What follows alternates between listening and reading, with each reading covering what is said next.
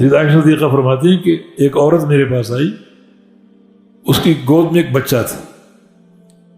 اور کہا کہ ہمیں کچھ کھانے کے لیے دیجیے۔ 3 دن سے میں نے اور میرے اس بچے نے کچھ نہیں کھایا۔ ام المومنین نے اپنا گھر دیکھا تو گھر میں 2 کھجوریں پڑی ہوئی تھیں،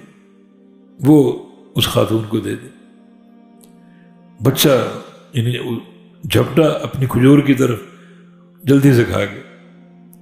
اب وہ خاتون اپنی کھجور کھانے لگی تو بچے کی حریصانہ نگاہ اس نے دیکھی کہ بچہ اس کھجور کو بھی بڑے حرص سے دیکھ رہا ہے، تو وہ صبر نہ کر سکی، وہ کھجور بھی بچے کو کھلا دی اور خود بھوکی رہ گئی۔ سیدہ عائشہ صدیقہ نے یہ واقعہ نبی علیہ السلام کو بتایا کہ یہ اس خاتون کا میں نے طرز عمل دیکھا، تو رسول اللہ صلی اللہ علیہ وسلم نے ارشاد فرمایا تھا کہ یہ عورتیں حاملات مرضعات، حمل کی تکلیف سہنے والی، بچوں کو دودھ پلانے کی تکلیف سہنے والی، رحیمات باولادہن، اپنے بچوں کے ساتھ رحم دلی کا سلوک کرنے والی،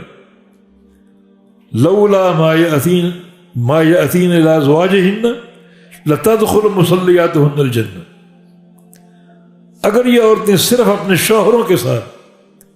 بد اخلاقی سے پیش نہ آئیں، ناشکری کا مظاہرہ نہ کریں اور نماز قائم کر لیں،